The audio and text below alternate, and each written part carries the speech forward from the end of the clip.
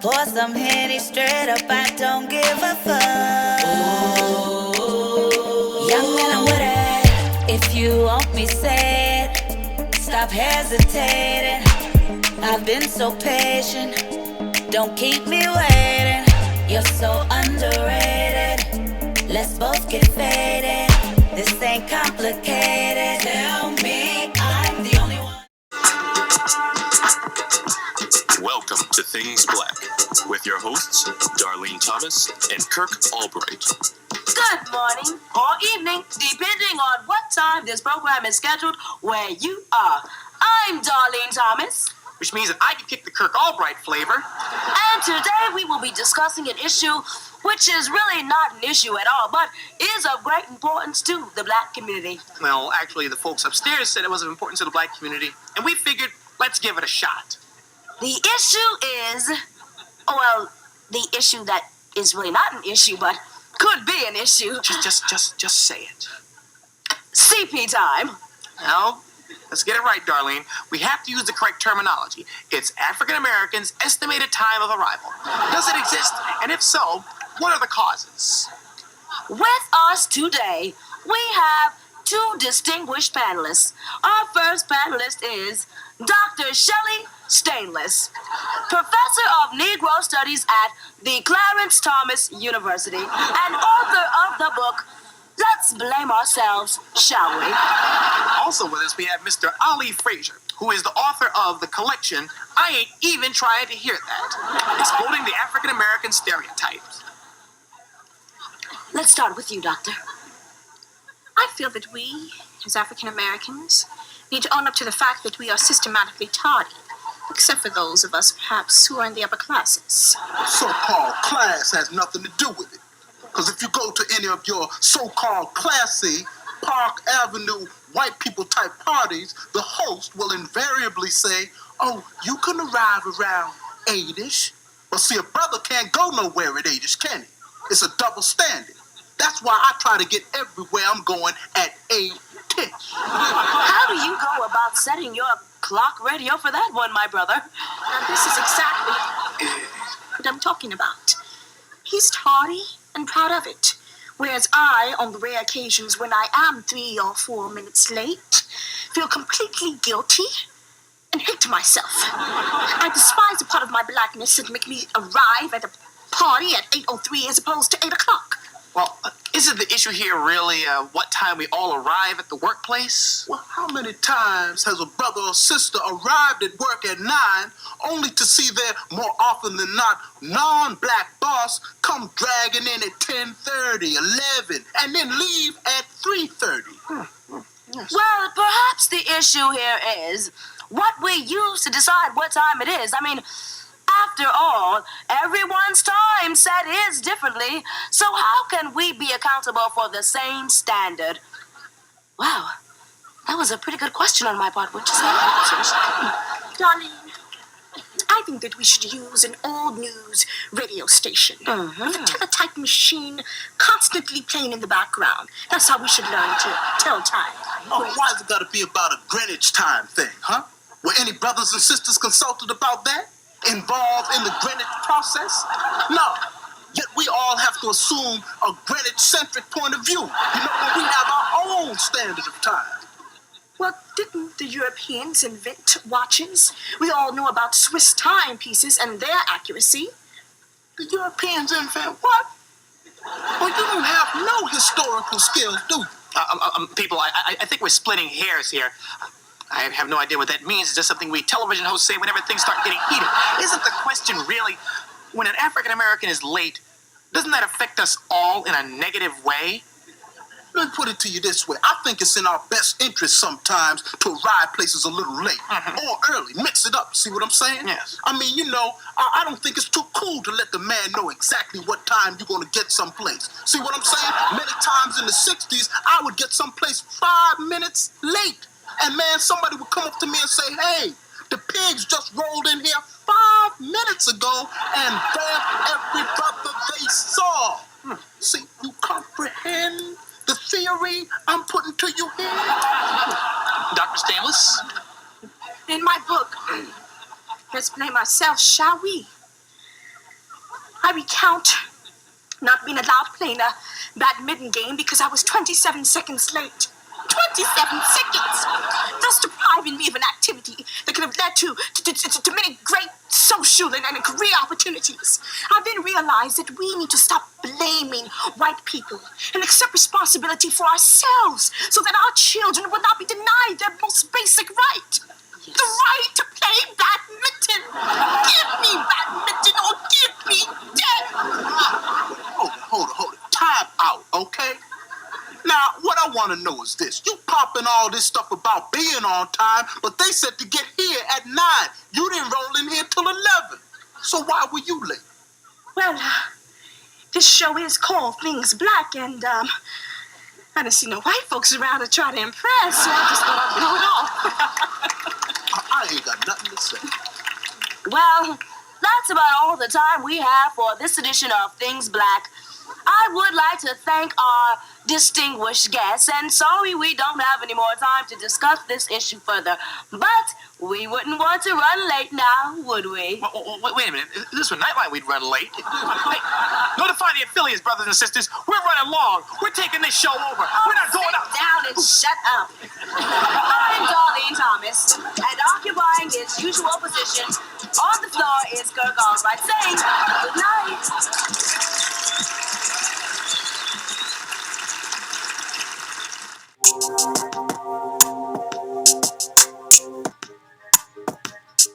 Hello, my name is Paula J. Parker, and I'm an actor, and welcome to The Actor's Journey.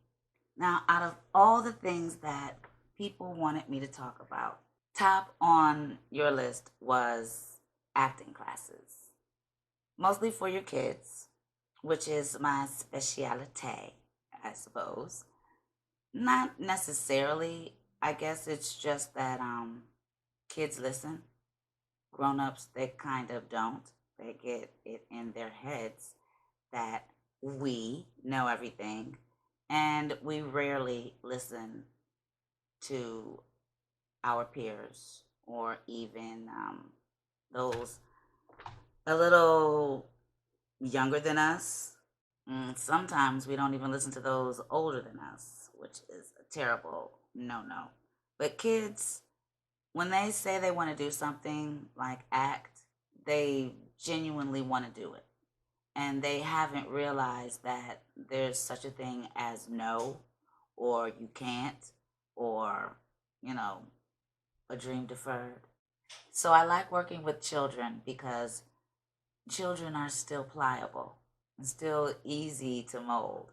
So not necessarily get your kids, but if your kids want to do this, get your kids. If they don't, you listen, because this is about you as well. So I figure the best way to talk about the actor's journey is to talk about my journey, because that's really the only journey I actually know. All the other journeys that I've researched are hearsay, secondhand knowledge, journeys from some of my favorite artists like Nina Mae McKinney.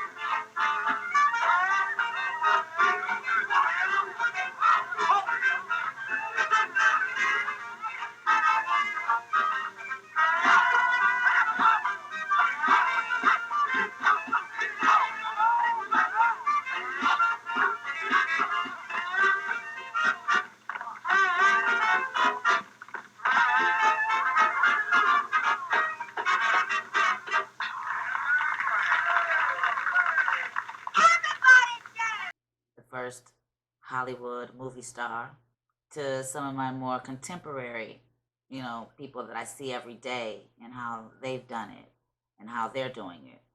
So I'm a historian as well as an empath and a bit of a psychic and pretty much a common sense kind of gal. So let's take this journey. So I figure the first episode will start from the beginning, which also means we'll start from my beginning in acting. So I used to have these reoccurring dreams when I was a little girl, starting from, I don't know, ever since I can remember. My father died when I was around 3, so I definitely remember having them around his death. Now, I know my mother told me that at his death, he told her that he did not want me to become an actress because my dad did hair for the stars. His name was Howard Jackson Parker. So he did, well, not the stars. He only did hair for James Brown and a couple other people, but I think James and there was, oh, wait a minute, I gotta remember this lady's name. She was in This is the Dawning of the Age of Aquarius. He did her too, but I think he did her too. So I don't know. I'm just saying he was part of the whole Motown, swang. So he saw firsthand, from I think a deeper perspective when you're coming from the music industry. It's a little deeper because there's more money involved. That's the end of the sentence. He basically asked my mom to promise him not to let me act. And she really couldn't make that promise to him. How can you make that promise for a 3-year-old who's Shirley Temple through and through? Which brings me to our first episode.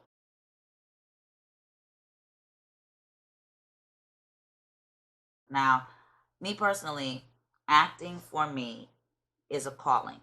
Now, I say that because, like I said, I received prophetic dreams that this is what I was going to do before I could even know what these dreams meant. I saw myself doing it, but it was a grown-up me, so I didn't understand what it meant. I thought it was my mom. There are different children who will show you that this is something that they should be or want to be doing.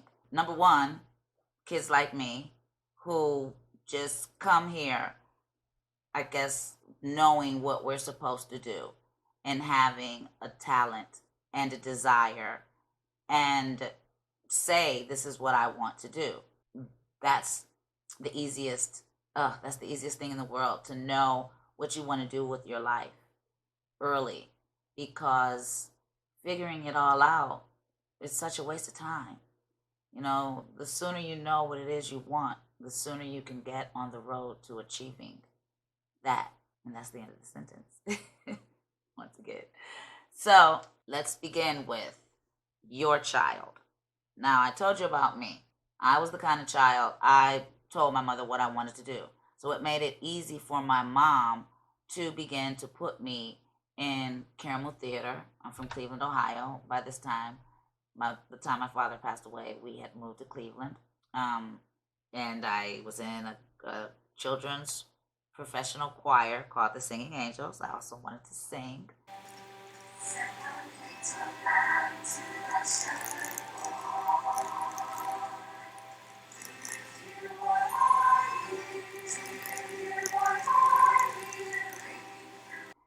And we'll get to all of that later. But let's just start with your child. Do you have a child that's a bit of a ham?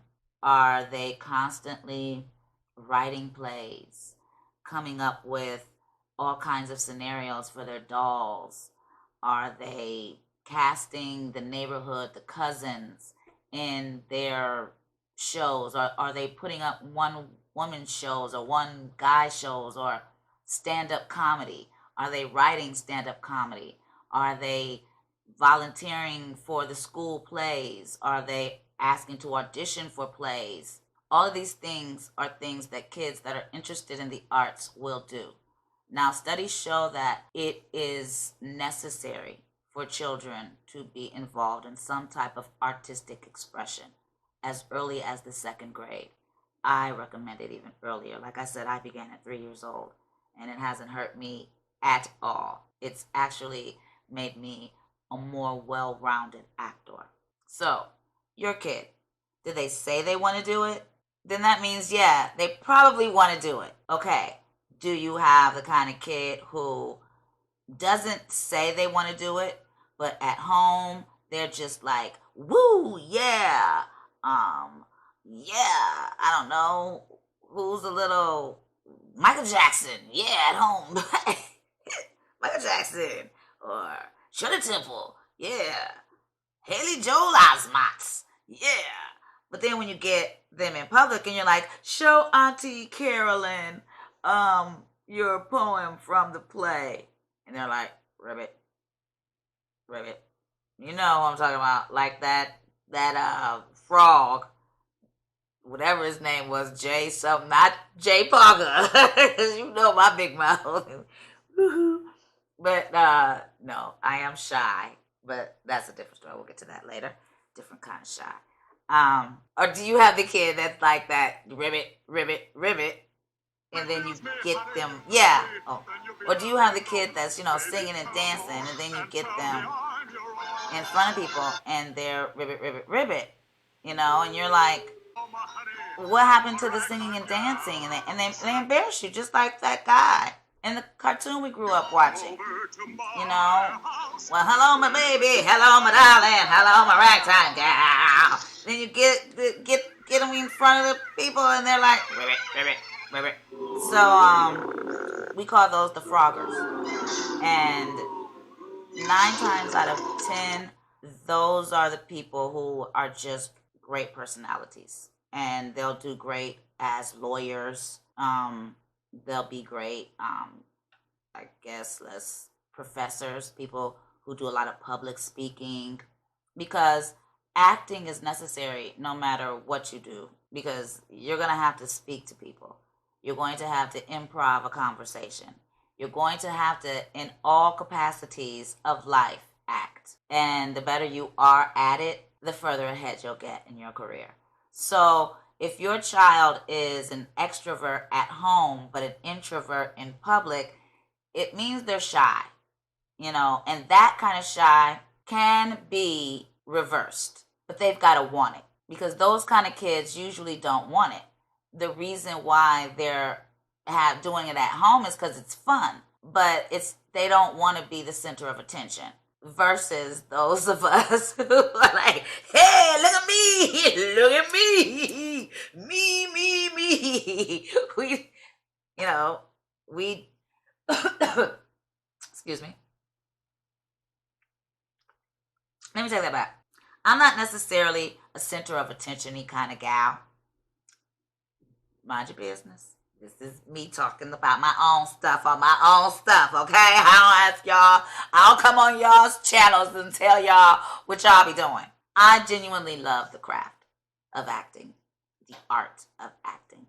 I genuinely love, it's like playing golf, so I've been told. I used to play when I was a little girl, but I haven't played in a while.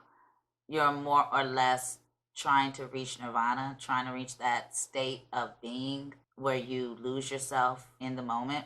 Some would equate it to giving up yourself to Holy Spirit when you're really in the moment of a character. You become that character. And it can be a cathartic experience. And when you're doing it right, it's not only you experiencing it, you're bringing it to your audience. And that is the objective, to recreate a piece of life that everyone can relate to and everyone can hopefully feel and grow from. That is the actor's journey. So does your child exhibit a desire to be in plays? Does your child ask you or see someone on television and say, oh, mom, I could do that. I would want to do that. Or say, such and such has done that. I'd be interested in doing that as well. Some other ways that your child, Forrest, could you come here for a second, please? So I'm going to introduce my partner in crime, my life partner, my man, Forresty Martin. So Forrest, what are some ways that you would think kids would exhibit or tell you if they wanted to be actors? If they get bored at school. Oh, yes. Boring. Okay. That's a good one thinking. So, yes. So, Forrest says school is boring. Yes. That is one of a great exhibitor of you have a little actor. My thing was when I was in elementary school, I used to really, really with the teachers. Like, I go into this like trance-like state that I was able to maintain for like an hour. And I only did it to my French teacher. For some reason, I don't know what it was about my French teacher that, just made me want to get in her head. And yeah, I would just zone out and do this like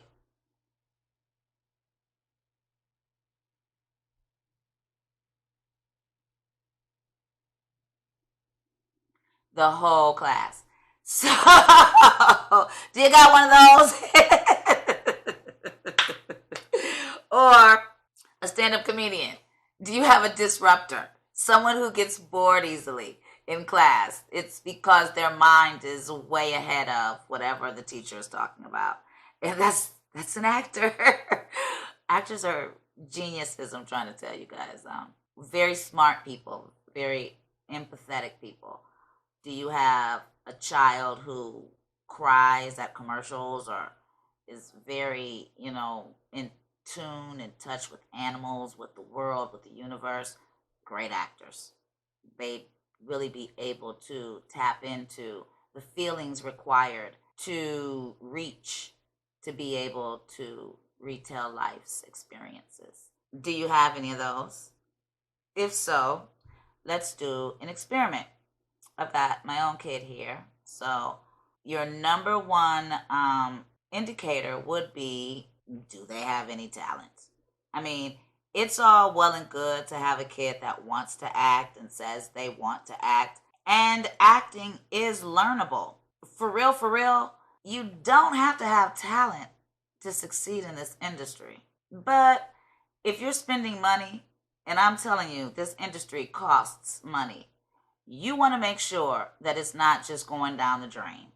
Not unless you know somebody who knows someone that's going to get you right in some doors.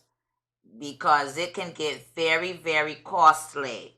And I don't want you paying a whole bunch of money and your child just is not, because they will take your money. Your child will never work and you may never work and they will take your money. They will take your money. So, hold up one second. Let me grab my child and we're going to do a quick experiment. You ain't got to lie, Craig.